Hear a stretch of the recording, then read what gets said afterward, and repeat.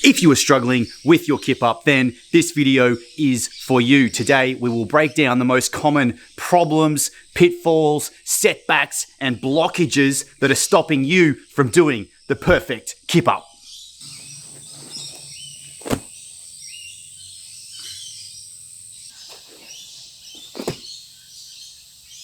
Before we get started, thank you to Mr. Broccoli Warrior for the suggestion for this video. He said he was struggling with his kip up, so I know there's a lot of tutorials out there. I'll try to make this one different and address the problems and pitfalls that are stopping you from achieving that kip up. So I'm out here on the lawn. There's plenty of green ants down there to bite me. Let's get started.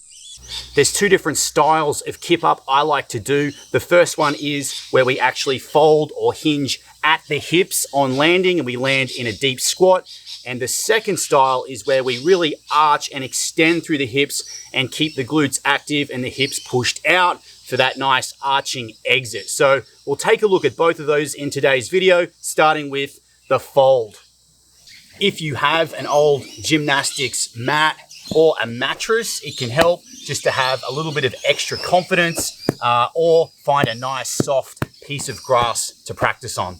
The first thing to get used to is just rolling. So starting from our low squat position, just getting used to a roll.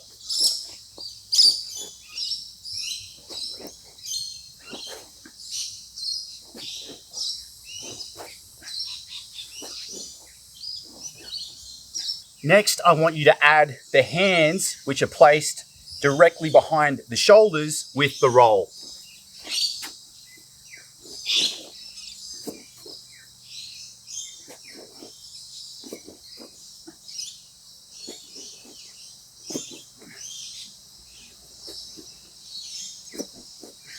The most common mistake I see when learning the kip up is the angle of the leg push. So it's really that opening of the hips very quickly that generates the power for the kip up.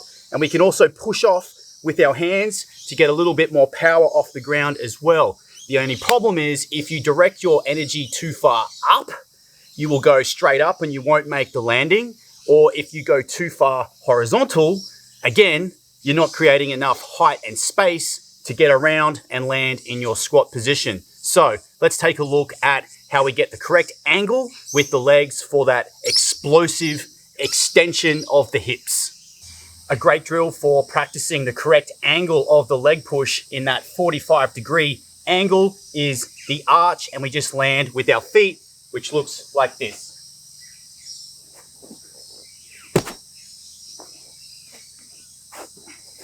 This is a great way just to get up the confidence without risking falling or hitting your head.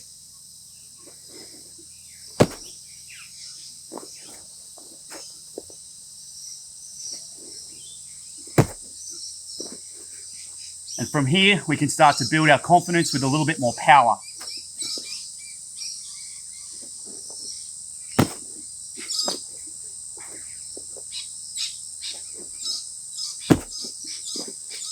At this point, you might start to feel a little bit of lift off from the shoulders, which means you're generating enough power to start to go for it and leave the ground. So in the beginning, it might look a bit like this.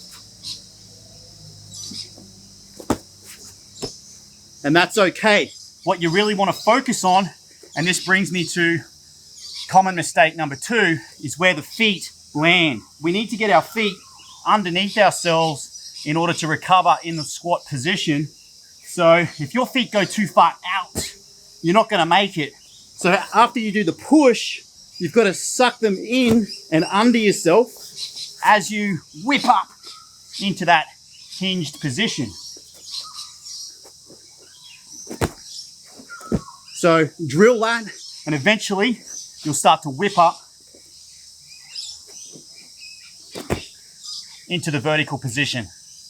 We all know every decent Kung Fu movie has a kip up. Bruce Lee, Jackie Chan, these were my heroes growing up. They always did the kip up, so you gotta learn it. You gotta learn this one. Something to remember with the kip up is it's timing. It's all about that timing and the angle that you do your press out with, and you extend the hips and you create the force. So I've seen a lot of big, strong guys that have great squats, really strong, struggle with this because they're just not getting that correct 45-degree angle with the push out, and they're not timing it right. So it's more about timing and technique than overall power. The second kip-up variation I'd like to show you is where we keep the hips extended and we really use our arch to arch out of it. So let's take a look at that.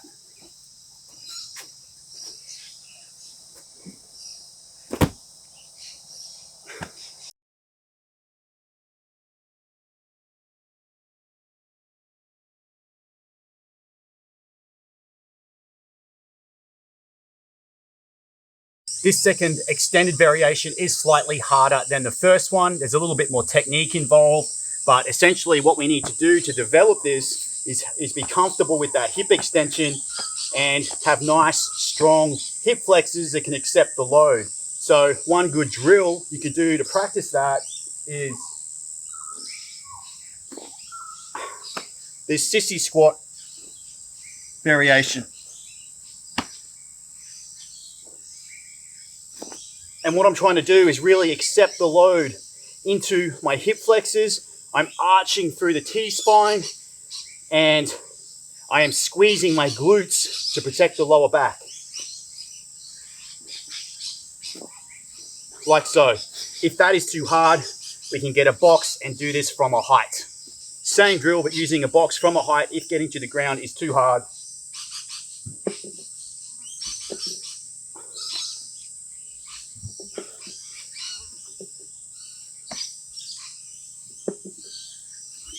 And then what you would do is reduce the height of the box lower and lower until you can do that from the ground. And then your hips and glutes and upper back should be ready to receive the load from the kip-up.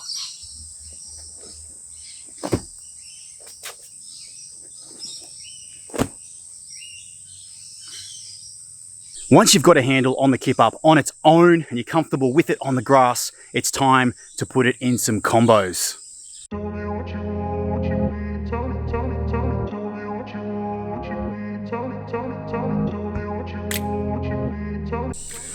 If you love this stuff and you want to jump into a proper program style of learning, I have an online course. It's called Locomotion Flow. The link to that will be in the description down below. Check it out. If you like this video, I have loads more on this channel for you to check out. If you enjoyed yourself today, please hit the like button. It helps me spread movement far and wide. Don't forget to subscribe. That also helps me grow the channel to reach more people, to help people move and feel better. And I will see you in the next video.